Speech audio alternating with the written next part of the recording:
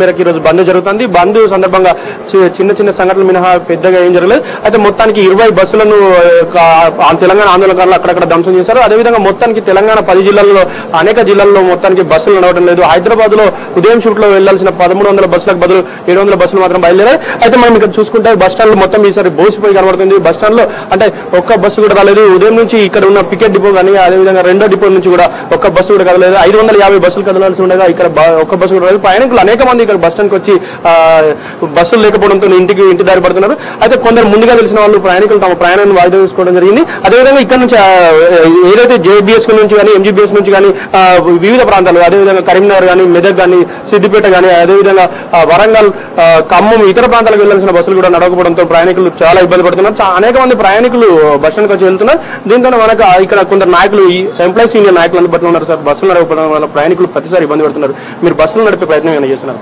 Bus నడిపే ప్రయత్నం అయితే ఏం లేదు ఇప్పటి వరకు. ఎందుకంటే ఇప్పుడు ఇది 14F అనేది తీవ్రమైన సమస్య. ఈ తెలంగాణ సమస్య హైదరాబాద్ కు సంబంధించింది. ఈ 14F ను రద్దు చేసేంత వరకు ఇవాళ స్టూడెంట్స్ జేఏసీకి సంఘీభావంగా బస్సులు నడపడం లేదు.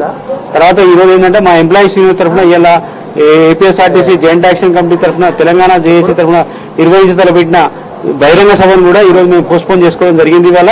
ఎందుకంటే విద్యార్థుల సమ్మెకు మద్దతుగా మా ఏపీఎస్ఆర్టీసీ ఎంప్లాయీస్ యూనియన్ జేఏసీ తరఫున కూడా మేము మద్దతు ప్రకటించినాం.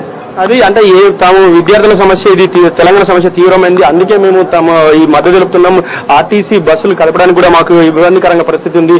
అదేవిధంగా తాము నడపలేని పరిస్థితిలో ఉన్నామని చెప్తున్నారు. మరికొందరు నాయకులు ఉన్నారు. చెప్పండి, అసలు ఈ బస్సులు నడపడం వల్ల ప్రయాణికులు చాలా ఇబ్బంది పడుతున్నారు. ప్రతిసారి మీరు బంద్లో పాల్గొంటున్నారు ఎందుకు? తెలంగాణ రావాలని, తెలంగాణ డిక్లేర్ చేయాలని ఇప్పుడు ఏదైతే అన్యాయంగా సీమాంధ్ర నాయకుల ఒత్తిడిల మేరకు 14F ఏదైతే ఉన్నదో దానికి రద్దు చేయాలని చెప్పి ఓయూజేఏసీ ఏదైతే పిలిపించిందో దానికి సంపూర్ణంగా మద్దతు చేస్తా ఉన్నాము మన తెలంగాణ నేషనల్ మజ్దూర్ ఫోరం తరఫున.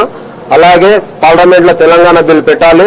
మరి ఇప్పుడు 1969 నుంచి ఏదైతే పెండింగ్ పెట్టుకుంటా వస్తా ఉన్నారో ఇందులో అసెంబ్లీ తీర్మానంతో మన ఎటువంటి సంబంధం లేదు. ఆర్టికల్ 3 ప్రకారంగా పార్లమెంట్ లో బిల్ పాస్ చేయవచ్చు. అక్కడ పూర్తి పార్లమెంట్ సభ్యుల మద్దతు ఉన్నది.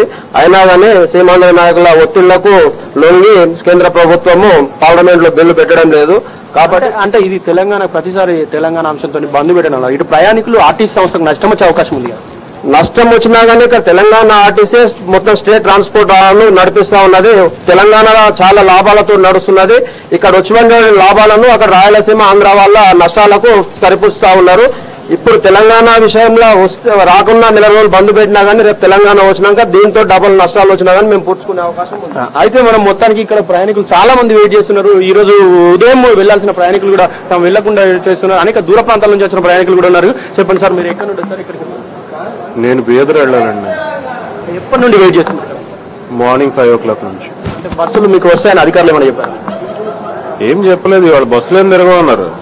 ఇది అంటే మొత్తానికి ఇది పరిస్థితి. జూబ్లీ బస్ స్టేషన్ లో ప్రయాణికులు చాలా సేపటి నుండి ఇబ్బంది పడుతున్నాం. తాము ఎక్కడికి వెళ్ళలేని పరిస్థితి ఉంది. 5 గంటలకు ఇక్కడికి వచ్చినా కూడా బస్సులు లేని పరిస్థితి ఉందని చెప్పేసి చెప్తున్నారు Ravishankar. Right, thank you very much.